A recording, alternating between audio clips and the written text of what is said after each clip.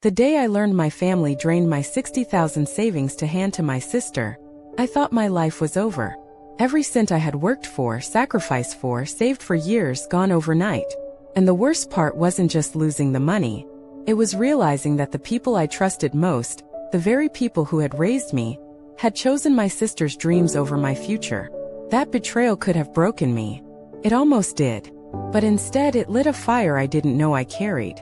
Because what began as a theft of $60,000 would end, 3 years later, with me standing at the head of the table, the legal owner of my family's entire $10 million fortune. And I didn't just take it back quietly. I made them answer for every cruel word, every dismissal, every time they told me I wasn't enough. When I close my eyes, I can still hear the moment my mother said the words that cut me open. Your sister deserves this more than you. She'll carry this family forward. At the time it felt like a death sentence. The death of my dreams. The death of the future I had built brick by brick, penny by penny. But life has a way of turning cruelty into opportunity, if you're willing to endure long enough. And endurance became my weapon.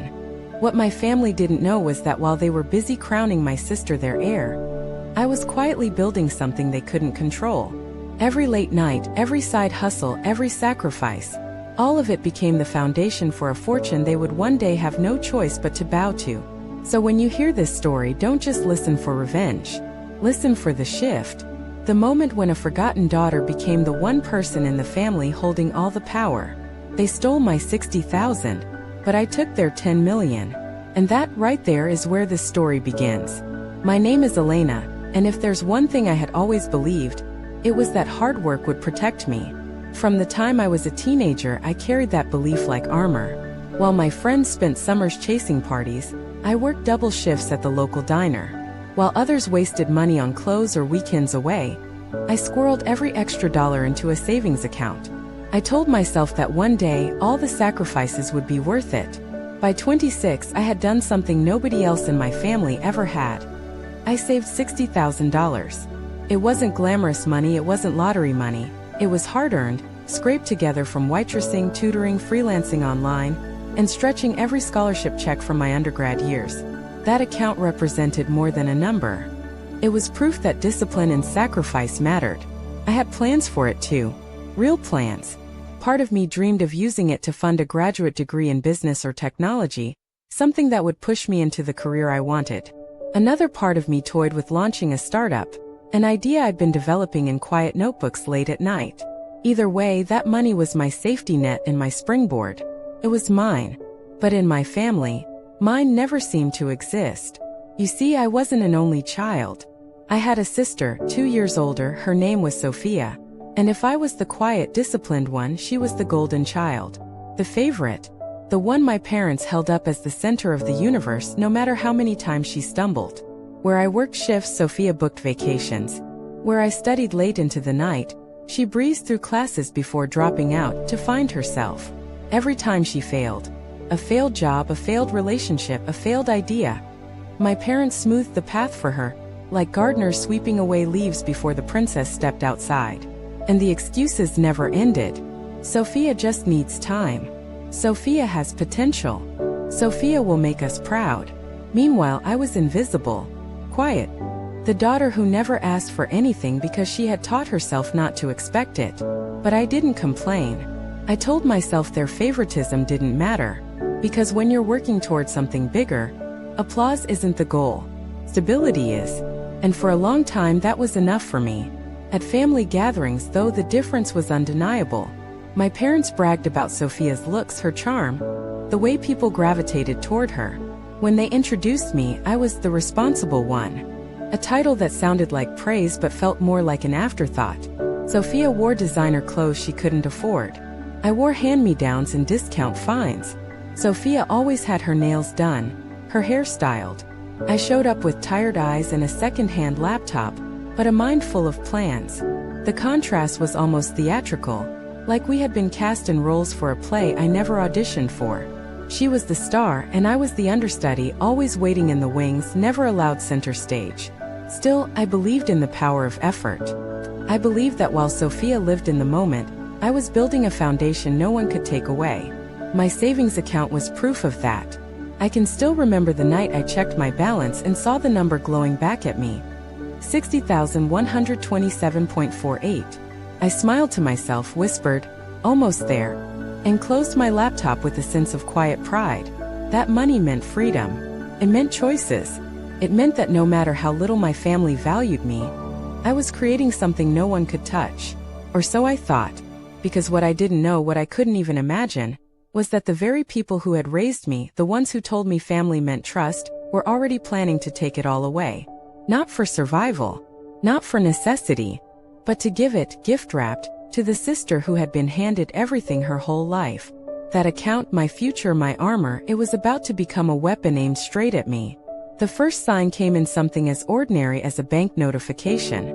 I had logged in one evening after work, bone-tired but comforted by the routine of checking my account balance, watching the number tick slowly upward with each week's deposit. But this time the screen froze me in place. My balance was $3.47. First I thought it had to be a mistake, a glitch. My heart pounded as I refreshed the page, then checked my statements. Line after line of withdrawals, each one larger than the last, until the total drained my account completely. $60,000. Gone. I called the bank in a panic. The representative's voice was calm, almost indifferent as she explained, "Yes, ma'am, these were authorized withdrawals. Your parents had joint access on this family account. It appears they withdrew the funds over the last 2 weeks." My stomach dropped.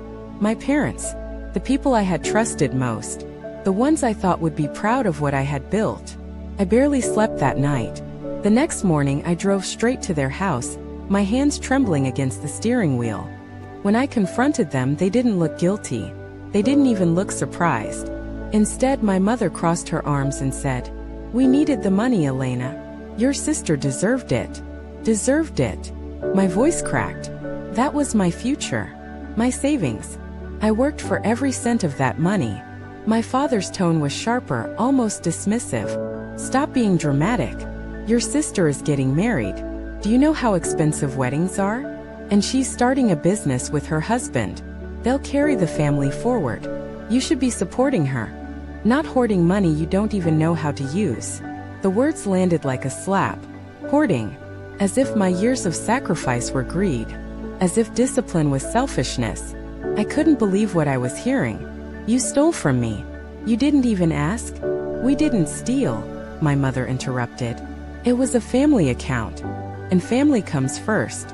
One day you'll understand. Family comes first." Except it didn't feel like I was family at all. It felt like I was an outsider.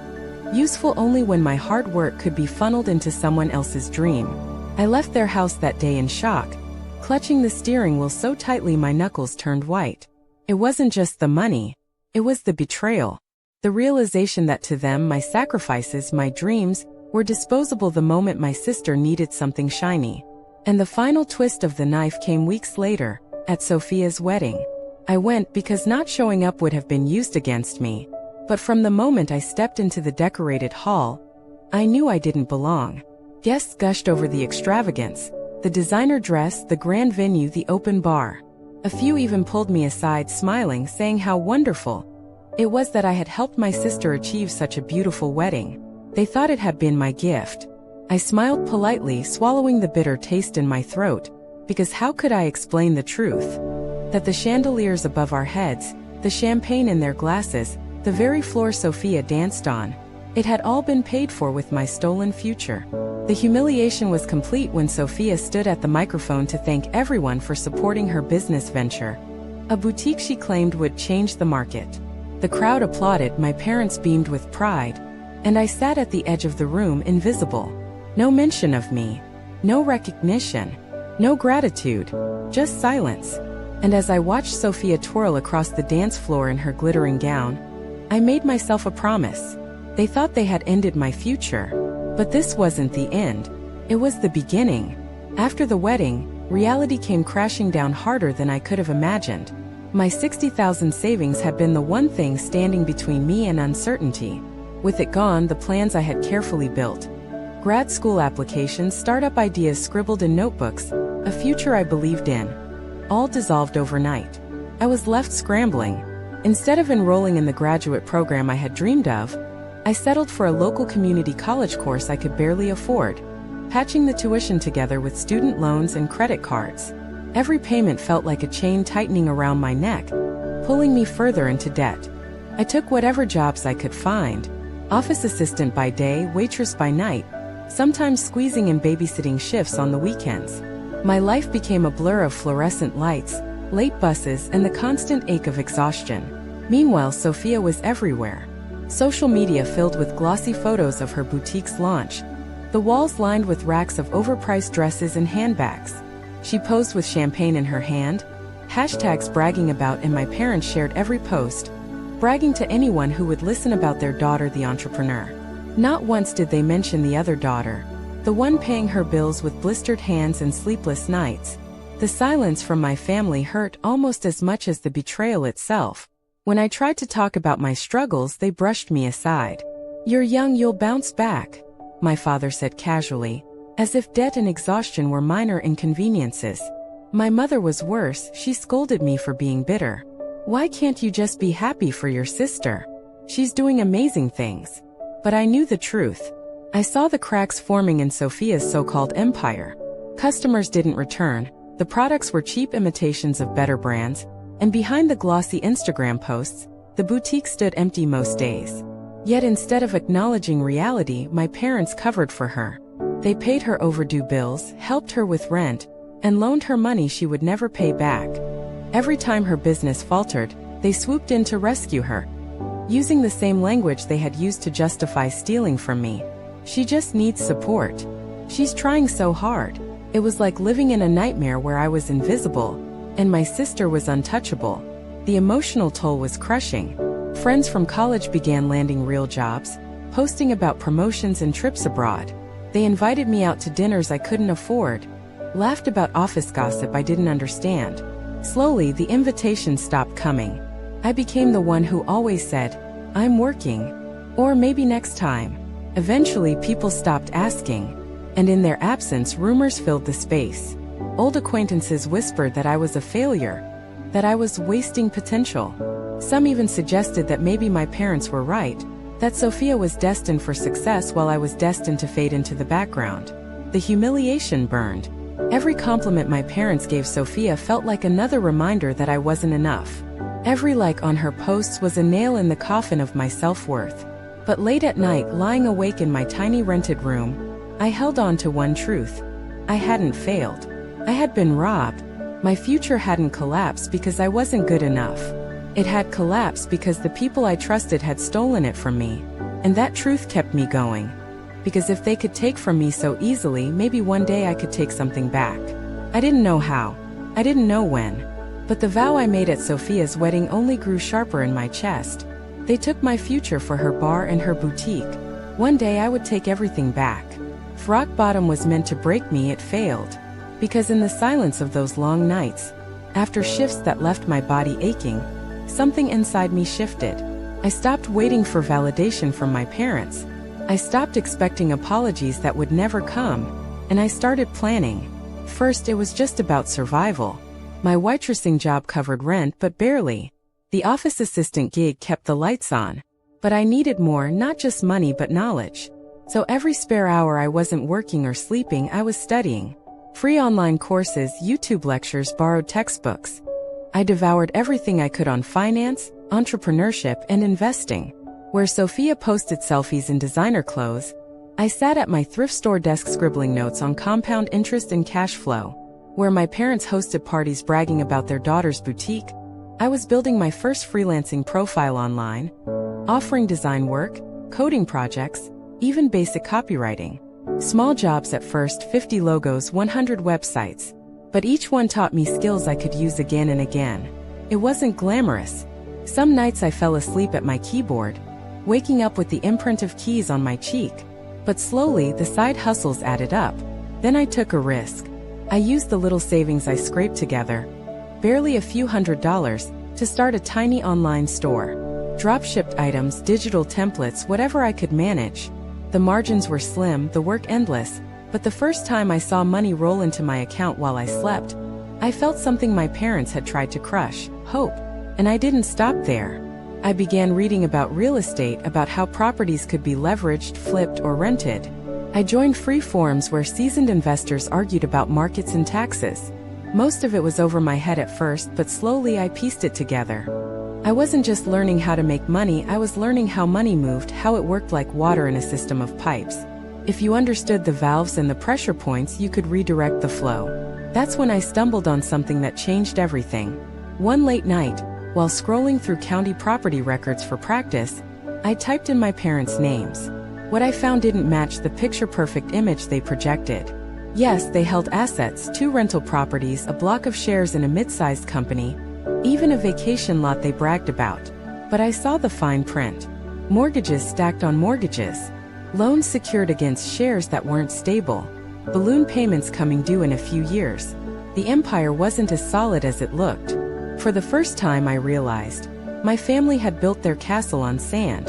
They had tied their security to risky bets and reckless guarantees, propping up Sophia's boutique and Jake's ventures with money they didn't really have. And suddenly, my humiliation turned into clarity. They thought I was powerless. They thought taking $60,000 had destroyed me. But they had revealed their hand without realizing it. While they laughed at me, I now knew their weakness. From that night on, my grind wasn't just about survival. It became a plan. Every dollar I saved, every skill I learned, every connection I built in finance or real estate, it wasn't just for me. It was ammunition. I pictured it clearly. One day, I would walk into their world not as the invisible daughter they dismissed, but as the woman who had outsmarted them. I would not only recover what they took from me, I would take more. Their pride, their illusion of security, maybe even their fortune itself. And I would do it quietly, patiently, the way they never expected. Because while Sophia needed applause and my parents needed control, all I needed was time. The grind was lonely. I ate cheap meals, wore the same clothes, skipped vacations. I told no one, not even my closest friends, what I was building. But inside, a fire burned that no amount of betrayal could extinguish. They had stolen my savings. But what they had really given me, without realizing it, was the motivation to become dangerous. For almost 2 years, my life was a blur of exhaustion. Long days at work, longer nights at my laptop, chasing clients, tweaking ads, learning code, and flipping through spreadsheets that made my eyes burn. I failed more than I succeeded.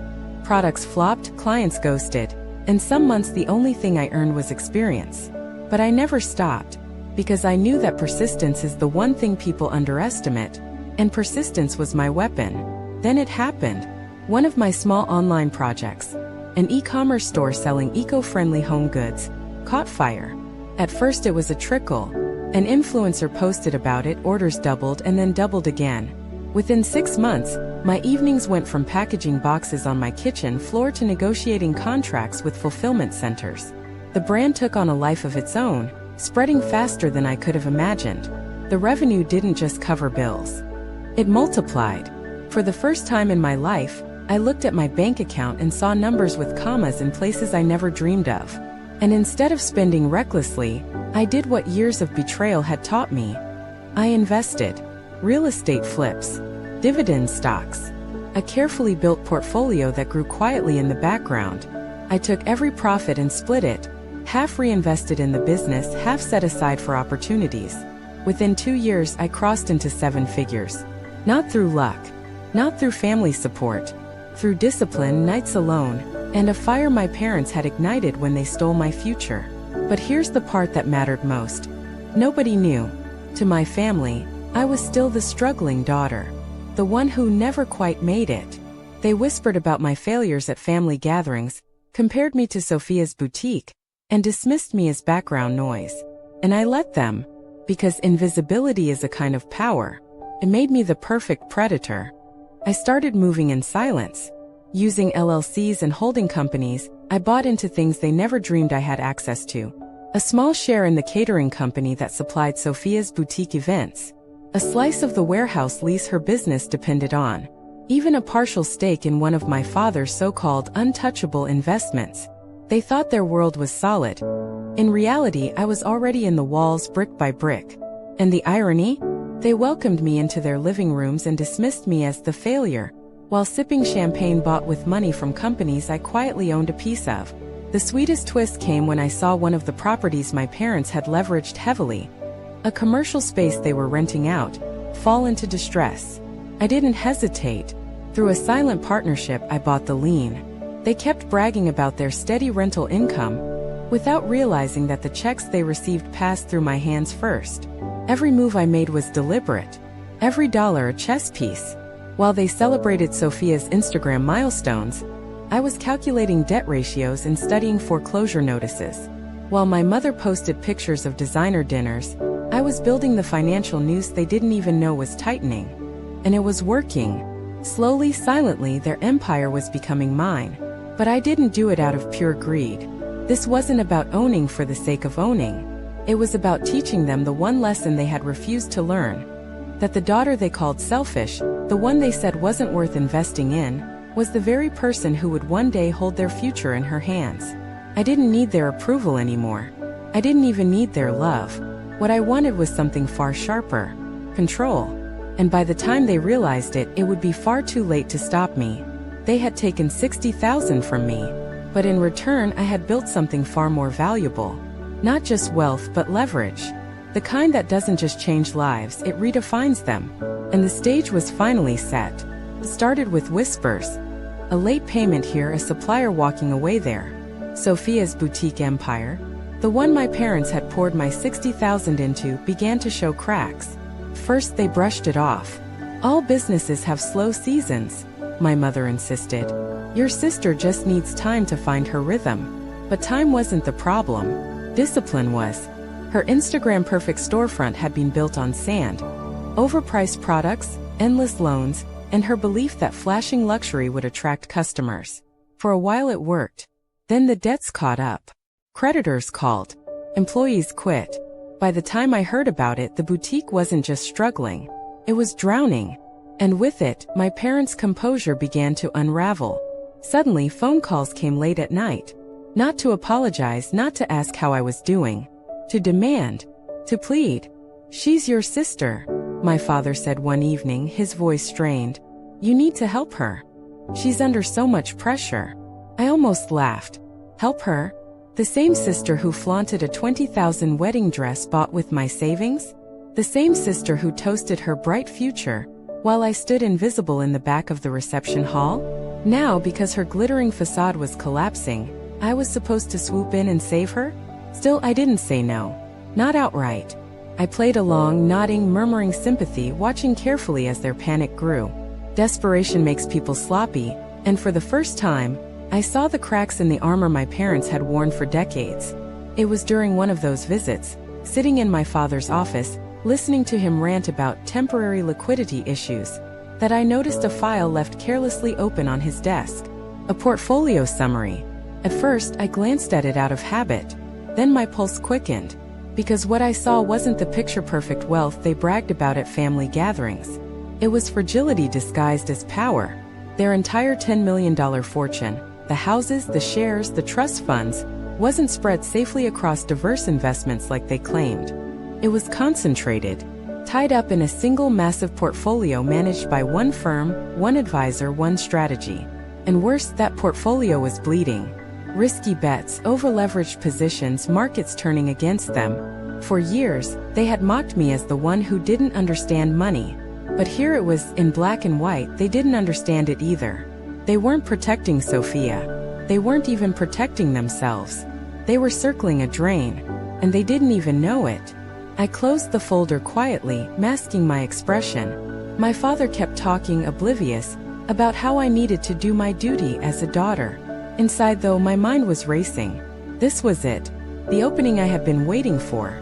Their arrogance had blinded them. They thought betrayal had broken me. They thought my silence meant surrender. But in truth, I had been waiting, watching, preparing.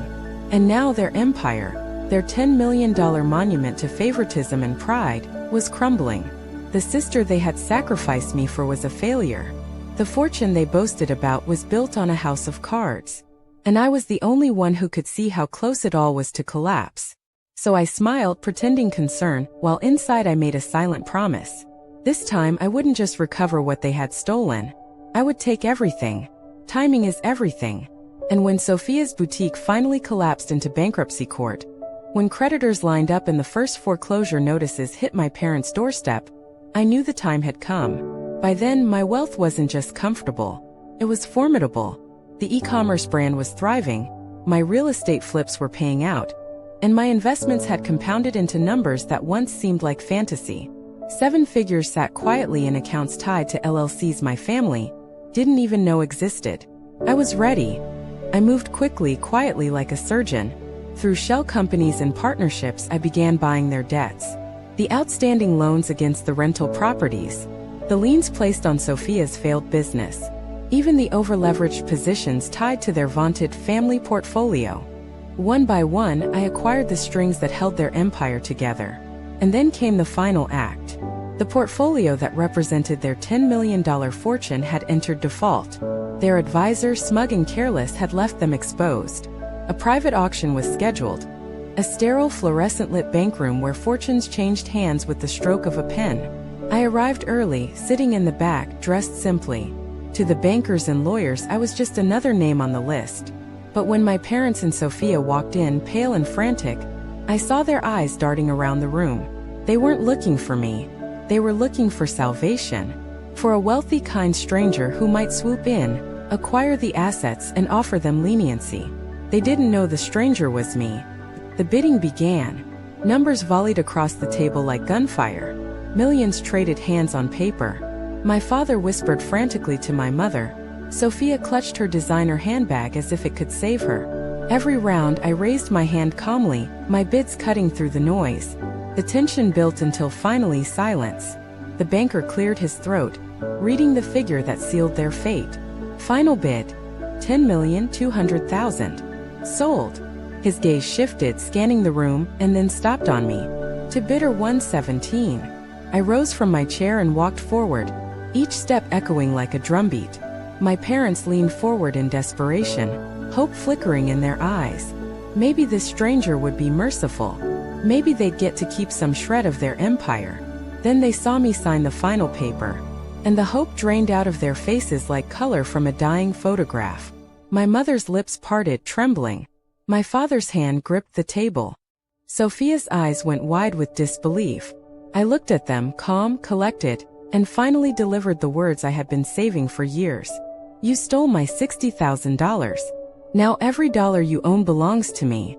The room froze. The lawyers glanced at one another, uncomfortable. Even the banker shifted in his seat. But I didn't waver. I handed the folder back, turned, and let the weight of silence settle on them like chains. It wasn't just money I had taken.